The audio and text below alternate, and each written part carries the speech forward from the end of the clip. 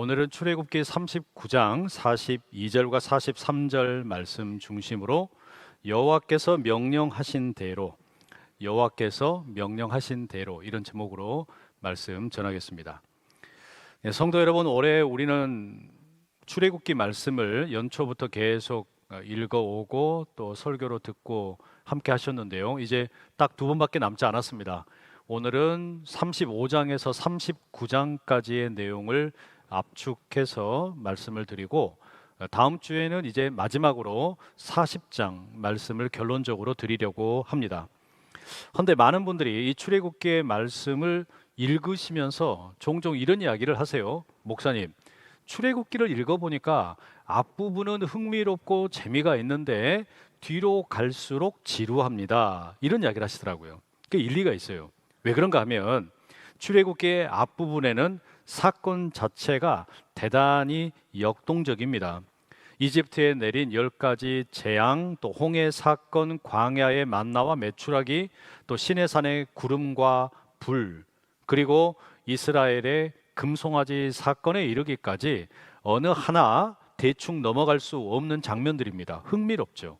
반면에 오늘 우리가 이제 함께 살펴보려고 하는 35장에서 39장까지는 어떻습니까? 성막을 만드는 재료, 낯선 용어들, 또 반복되는 치수와 규격, 제사장의 옷을 만드는 이야기가 이어집니다. 그냥 솔직히 말해서 독자들의 흥미를 끌만한 그런 내용은 아닙니다. 그런데 성경의 관점은 정반대입니다. 출애굽기의 전체 구조를 간단히 정리해 보면 이렇습니다. 1장에서 18장까지는 이집트의 재앙과 홍해 사건, 그리고 광야의 기적을 담고 있고, 19장에서 24장은 이제 시내산에서 이스라엘과 하나님이 아주 아름답게 언약을 맺는 장면을 담고 있어요. 그리고 25장에서 31장까지는 하나님이 거하실 성막의 설계도를 보여주었고, 32장에서 34장까지는 이스라엘이 금송아지 사건을 일으키고, 그럼에도 불구하고 하나님께서 언약을 회복시키는 내용을 담고 있죠. 그럼 여러분, 이 모든 이야기가 궁극적으로 최종 목적지를 어디로 향하고 있을까요? 성막을 실제로 건축하는 겁니다. 그러니까 이 출애굽기라고 하는 거대한 책의 절정이 겉보기에는 별거 없어 보이는 텐트처럼 보이는 성막 건축의 이야기로 마무리가 됩니다. 그래서 출애굽기가 결국에는 겨우 텐트 하나 짓고 끝나는 거냐, 이상하게 느껴질 수 있어요. 그런데 여기에 아주 중요한 이유가 있습니다. 첫 번째는 이스라엘을 해방시킨 궁극적인 목적이 예배이기 때문입니다. 하나님께서 모세를 통해 파라오에게 이렇게 말씀하셨어요. 내 백성을 보내라. 그러면 그들이 광야에서 나를 섬길 것이니라. 여러 차례 말씀을 드렸지만 이 출애굽기의 궁극적인 목적은 단순한 정치적인 해방이나 사회적인 자유가 아니에요. 하나님께서 이스라엘을 구원하신 목적은 하나님의 임재 가운데 드리는 예배에 있었습니다. 성막은 하나님의 백성이 모여서 예배하도록 주신 장소입니다. 그렇기 때문에 성막 건축의 이야기는 이 출애굽기 전체에서 그냥 변두리에 있는 게 아니라 중심에 있는 클라이막스입니다. 두 번째로 이 성막은 하나님의 임재를 보증하기 때문입니다. 금송아지 사건 이후에 이스라엘 백성이, 그리고 모세가 가장 두려워했던 게 뭡니까? 하나님께서 이스라엘을 적과 꿀이 흐르는 가나안 땅으로 데리고 가 주신대요. 하지만 그들과 함께 하지 않겠다고 하셨어요. 말하자면 이스라엘은 금송아지를 우상으로 숭배함으로 인해서 하나님의 임재를 잃어버릴 뻔한 거죠. 이스라엘은 이거를 무엇보다 두려워했습니다. 그런데 하나님께서 다시 성막을 지으라고 말씀을 하시는 겁니다. 이를테면 너희가 용서받았다, 내가 너희와 다시 함께 하겠다, 이런 선언입니다. 때문에 성막을 짓는 이야기는 지루한 부록이 아니라 이 출애굽기 전체로 보면 영적인 절정이라고 말씀드릴 수 있습니다. 오늘 우리가 살펴보는 이 35장에서 39장이 실제로 이제 성막을 건축하는 이야기인데, 이 내용은 사실상 25장에서 31장에 나오는 그 설계도의 내용을 반복을 하고 있습니다. 이 반복은 우연이 아니라 꽤나 의도적입니다. 25장에서 31장은 하나님께서 이스라엘에게 무엇을 해야 하는가 말씀을 하셨다면 35장에서 39장은 이스라엘이 하나님의 명령을 따라 무엇을 하였는지를 보여주는 겁니다. 그래서 오늘 이 긴 본문을 좀 세 가지로 압축해서 말씀드리려고 하는데요. 첫 번째는 안식에 대한 명령에 대한 이야기고요.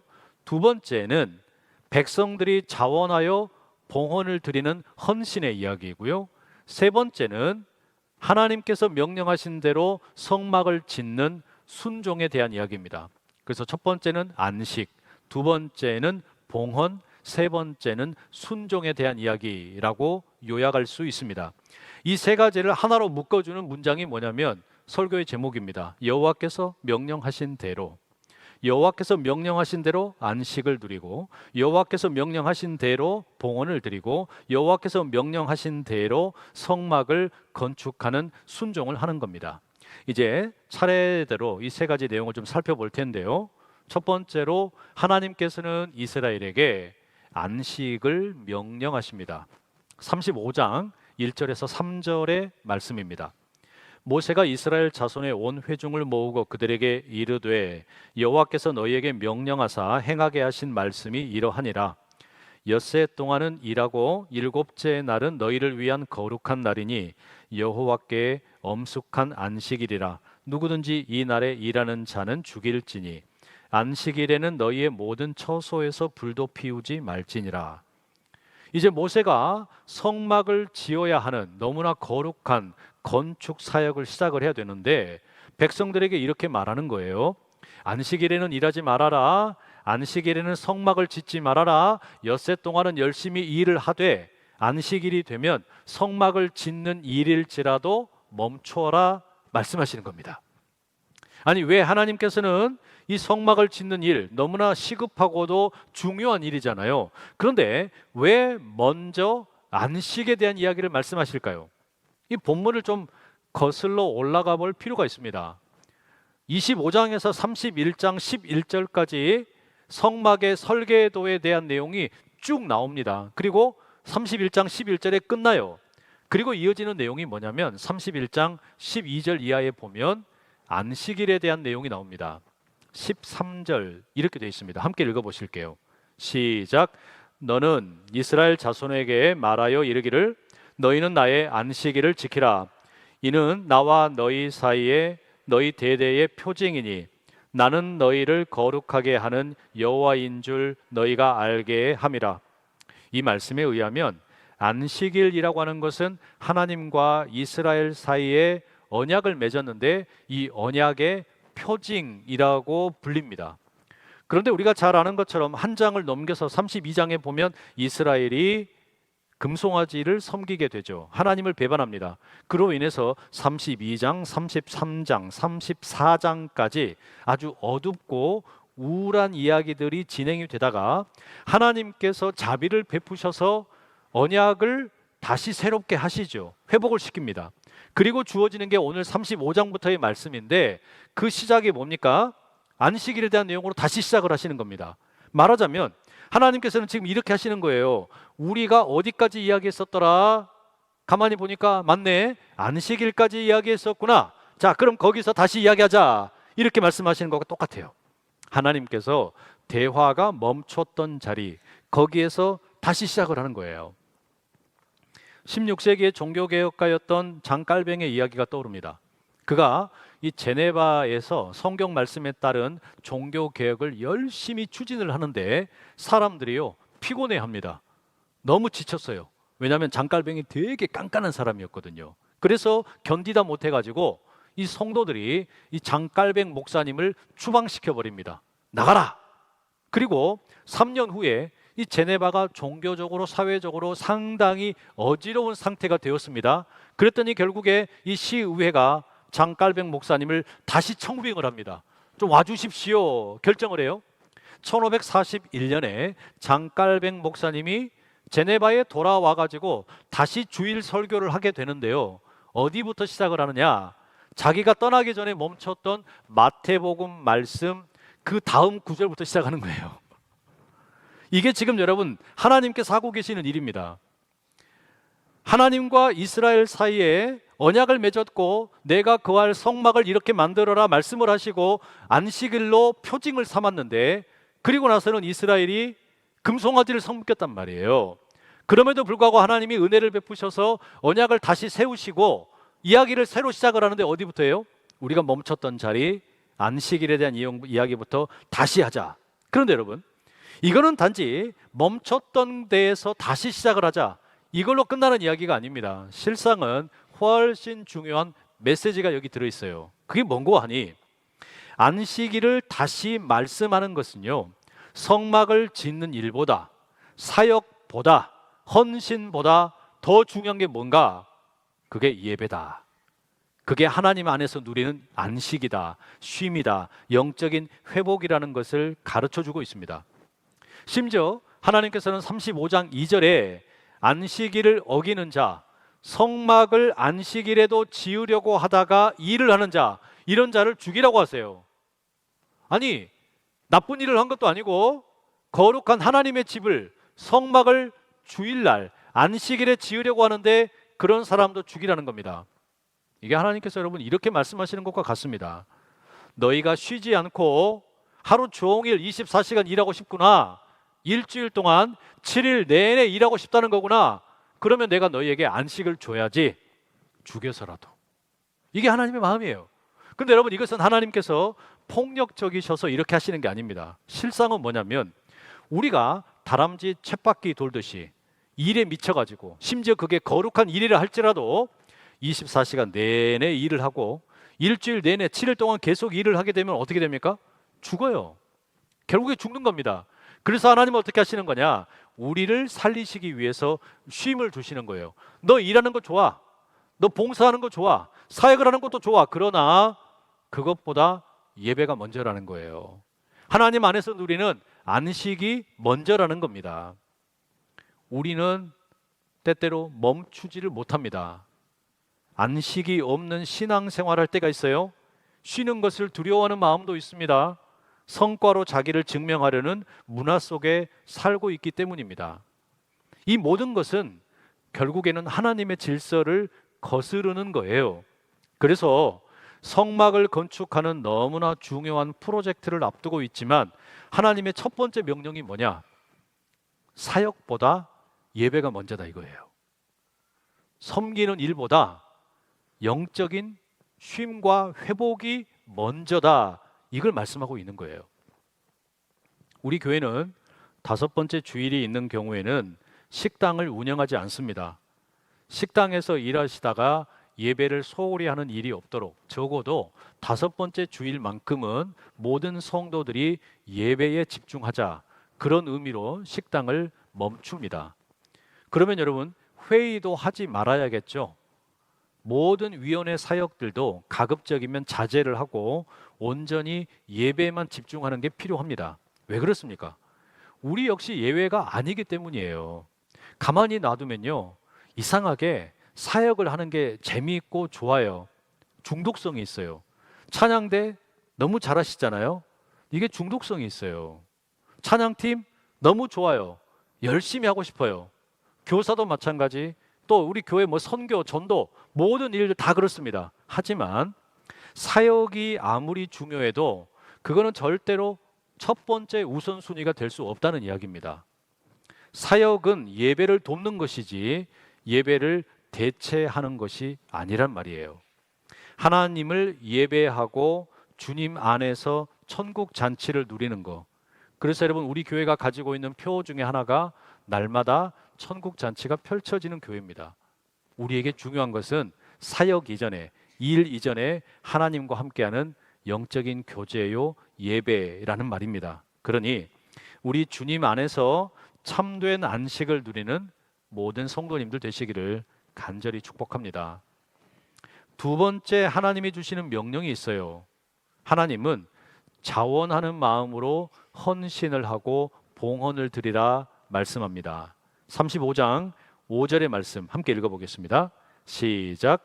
너희의 소유 중에서 너희는 여호와께 드릴 것을 택하되 마음에 원하는 자는 누구든지 그것을 가져다가 여호와께 드릴지니. 자, 여러분, 너무나 당연한 말이지만 성막을 지으려고 하면 재료가 있어야 되겠죠. 금, 은, 보석, 나무, 가죽, 옷감, 여러 가지 재료들이 필요합니다. 그래서 하나님 말씀하시는 거예요. 이스라엘아, 너희들이 가지고 있는 재료를 가지고 내게 드려라, 봉헌을 드려라 말씀을 하십니다. 그런데 여기에는 봉헌에 대한 아주 중요한 진리를 담고 있어요. 하나님은 성막을 위해서 필요한 것들을 드려라 명령을 하셨죠. 이게 의무라는 겁니다. 그런데 동일한 구절에 뭐라고 말씀하냐면 마음에 원하는 자만 그렇게 해라, 이렇게 돼 있어요. 이 말은 봉헌을 드린다라는 게, 또는 봉사를 한다라는 게, 헌신을 한다라는 게 한편으로는 명령이면서 동시에 뭐냐? 이게 자발성이 있어야 된다는 거예요. 자발적으로 기쁜 마음으로 해야 된다는 겁니다. 억지로 하는 게 아니라는 이야기예요. 그래서 봉헌은, 또는 섬김은, 헌신이라고 하는 것은 한편으로는 의무이며 명령이고 또 한편으로는 자발적으로 해야 될 것이에요. 이 두 요소가 바로 성경이 말하는 봉헌의 정신입니다. 신약 성경의 가르침도 똑같아요. 고린도후서 9장에 보면 각각 그 마음에 정한 대로 할 것이요 인색함으로나 억지로 하지 말지니 하나님은 즐겨내는 자를 사랑하시느니라. 여러분이 봉헌을 하지 않았다고 국세청에서 세무조사 안 합니다. 그죠? 또 여러분이 교회에서 봉사를 안 한다고 누가 뭐라고 하지도 않아요. 그런데 하나님은 지금 이걸 뭐라고 말씀하시냐? 이거는 명령이지만 그렇다고 이것을 억지로 할 일이 아니다. 결국에 하나님 말씀은 뭐냐면 나는 억지로 받지 않는다. 대신에 내가 너희에게 준 은혜를 깨달았다면 기쁨으로 드려라. 이게 하나님의 뜻이에요. 그럼 여러분, 이스라엘 백성들이 이와 같은 하나님의 말씀을 듣고 어떻게 반응했을까요? 35장에 20절 21절 이런 말씀이 있습니다. 이스라엘 자손의 온 회중이 모세 앞에서 물러갔더니 마음이 감동된 모든 자와 자원하는 모든 자가 와서 회막을 짓기 위하여 그 속에서 쓸 모든 것을 위하여 거룩한 옷을 위하여 예물을 가져다가 여호와께 드렸으니. 이 앞뒤의 구절을 보게 되면 반복되는 표현이 있어요. 마음에 감동된 자, 자원하는 자, 마음에 원하는 자, 이런 자들, 그러니까 하나님의 은혜를 깊이 경험한 백성들, 그들이 폭발적으로 헌신을 합니다. 봉헌을 드리는 거예요. 이게 여러분 참 상반된 게, 금송아지를 섬기면서 하나님께 범죄했던 이스라엘 백성들이었잖아요. 그들이 이제는 자발적으로 스스로 하나님의 은혜에 대한 감격을 가지고 헌신을 합니다. 어떤 사람은 금을 가지고 오고, 어떤 사람은 은을 드리고, 어떤 사람은 보석을 드리고, 어떤 사람은 나무를, 어떤 사람은 옷감을, 어떤 사람은 자기 기술을, 이런 식으로 다양한 사람들이 성막을 짓는 일에 헌신을 하는 거예요. 하나님께서 각 사람에게 주신 은사를 따라, 그리고 그 자원을 통해서 하나님이 거하실 성막을 세워가는 거죠. 로마서 12장의 말씀처럼 한 몸을 이루는 다양한 지체들이 함께 서로의 은사를 통해 하나님의 일을 완성을 하는 겁니다. 근데 이게 끝이 아닙니다. 더 놀라운 말씀이 36장에 기록되어 있어요.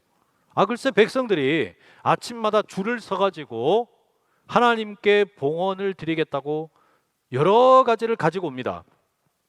매일같이 아침마다 그렇게 수없이 많은 사람들이 계속해서 무언가를 가지고 오다 보니까 이 성막의 건축을 담당하는 실무자들, 브살렐과 오홀리압과 그 외에 여러 이 관리자들이 모세에게 찾아가서 말합니다. 36장 5절, 백성이 너무 많이 가져오므로 여호와께서 명령하신 일에 쓰기에 남음이 있나이다.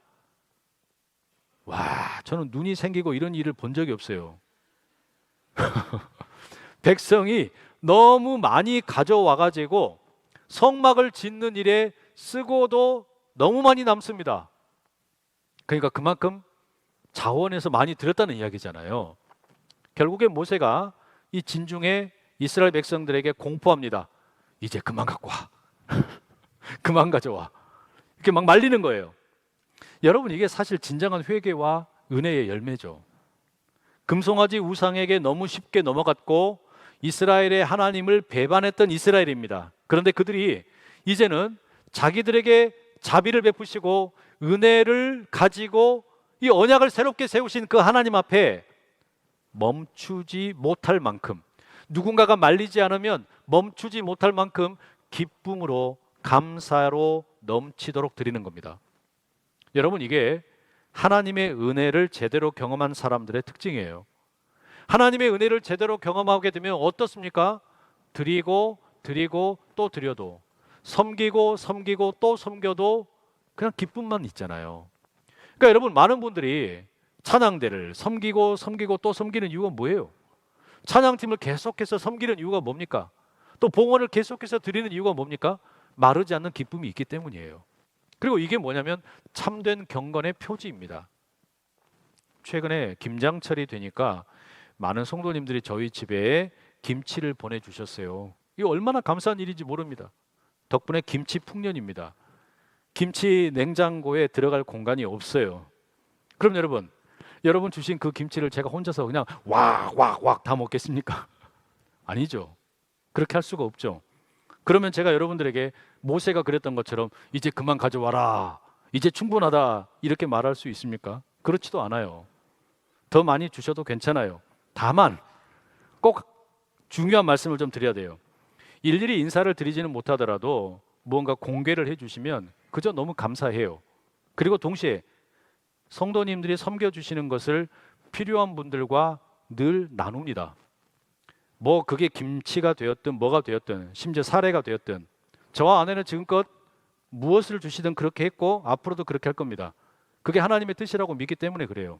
그러니까 사랑하는 성도 여러분, 우리가 봉헌에 대한 이 가르침을 정리하면 이거예요. 우리 주님께서 베풀어 주신, 우리의 삶 가운데 베푸신 은혜가 정말로 크다면, 그게 감사하다면 자발적으로 인색하지 않게 드리라는 거죠.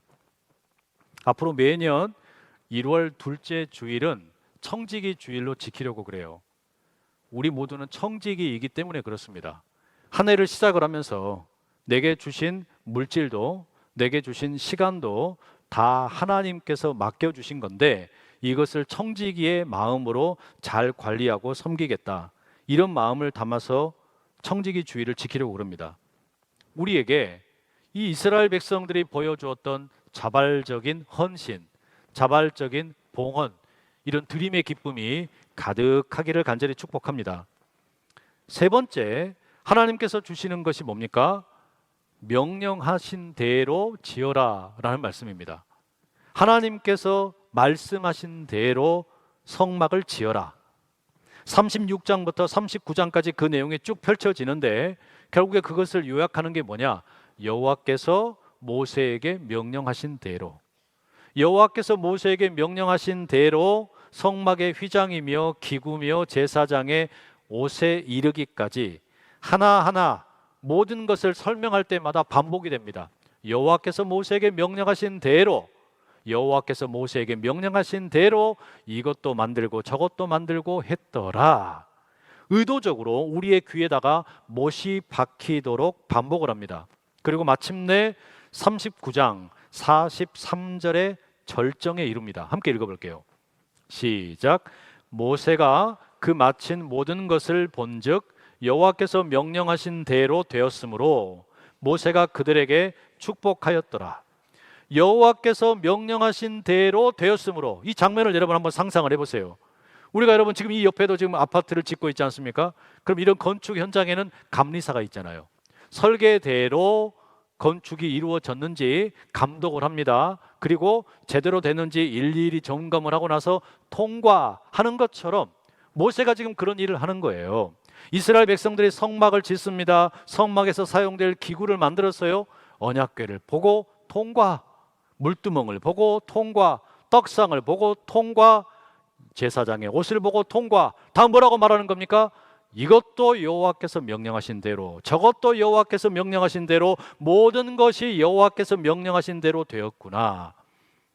여러분, 왜 이런 반복이 중요할까요? 이것은 금송아지의 사건과 분명한 대비가 됩니다. 모세가 시내산에 올라가서 40일 동안 하나님을 만나고 대면하는 동안 시내산의 아래에 머물고 있던 이스라엘 백성들이 금송아지를 만들었잖아요. 그때 그들이 어떻게 했습니까? 하나님의 명령을 묻지 않았어요.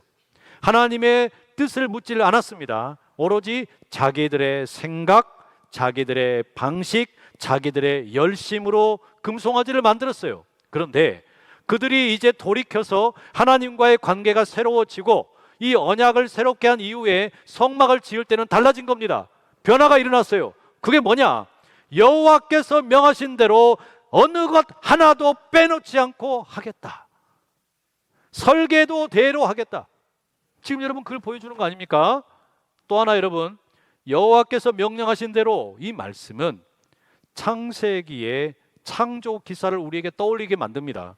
하나님께서 하늘의 해와 달과 별을 만드시고 이 땅에 무틀 드러나게 하시고 식물과 동물과 각종 짐승들, 물고기들 모든 것을 만드실 때마다 뭐라 그러셨어요? 보시기에 좋았더라, 보시기에 좋았더라 반복을 하셨죠. 그리고 저와 여러분, 우리 사람을 만드신 이후에는 보시기에 심히 좋았더라 말씀하셨어요. 마찬가지입니다.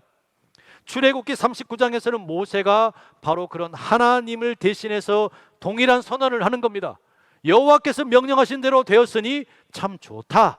여호와께서 명령하신 대로 되었으니 참 좋다. 그리고 뭐 하는 거예요? 축복을 합니다. 이게 뭘 말하는 거냐? 성막이라고 하는 것은 새로운 창조의 시작입니다. 죄로 무너졌던 이 공동체가 다시 세워지게 되고 하나님이 그들 가운데 거하셔서 새로운 세상이 열린다. 이걸 보여주는 겁니다. 그걸 보여주는 말씀이 뭐냐?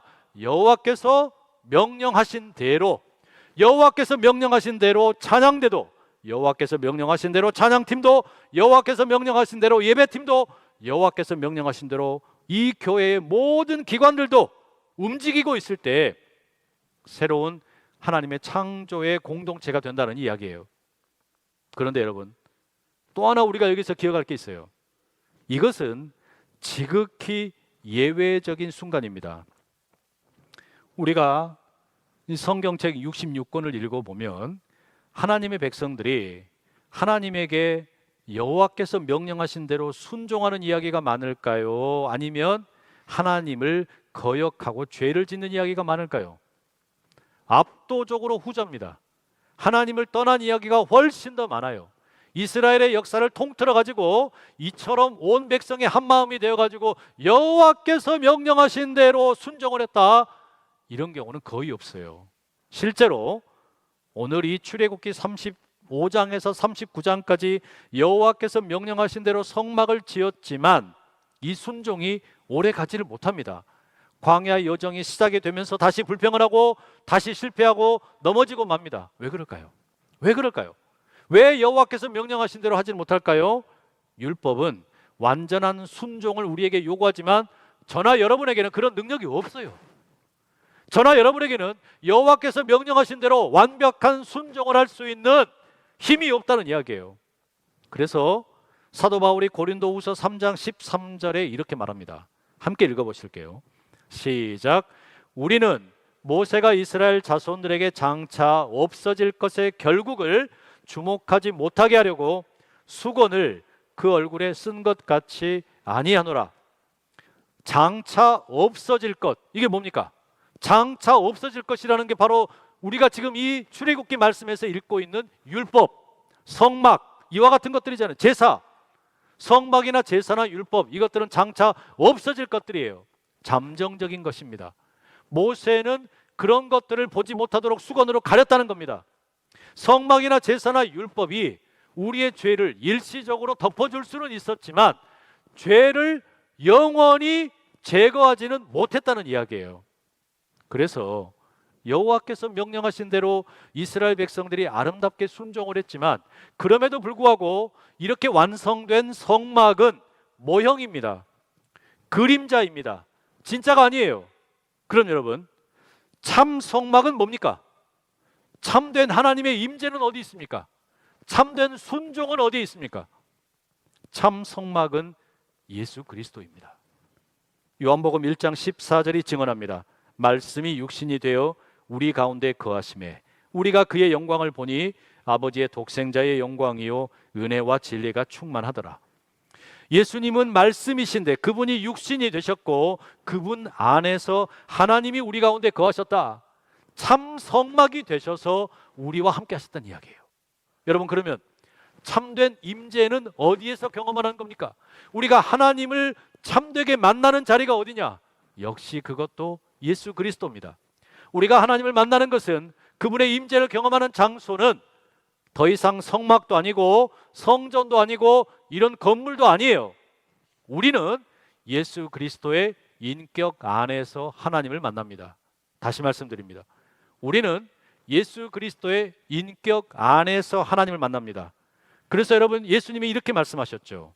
예수께서 이르시되 내가 곧 길이요 진리요 생명이니 나로 말미암지 않고는 아버지께로 올 자가 없느니라. 예수 그리스도를 통해서만 하나님을 만날 수 있다는 이야기잖아요. 그러니 참된 임재를 경험하는 자리는 예수 그리스도라는 이야기예요. 마지막으로 무엇보다 중요한 거, 참된 순종은 어디에 있느냐? 이스라엘 백성들이 이렇게 순종을 잘한 것 같았는데 실패했잖아요. 참된 순종은 예수 그리스도의 순종입니다.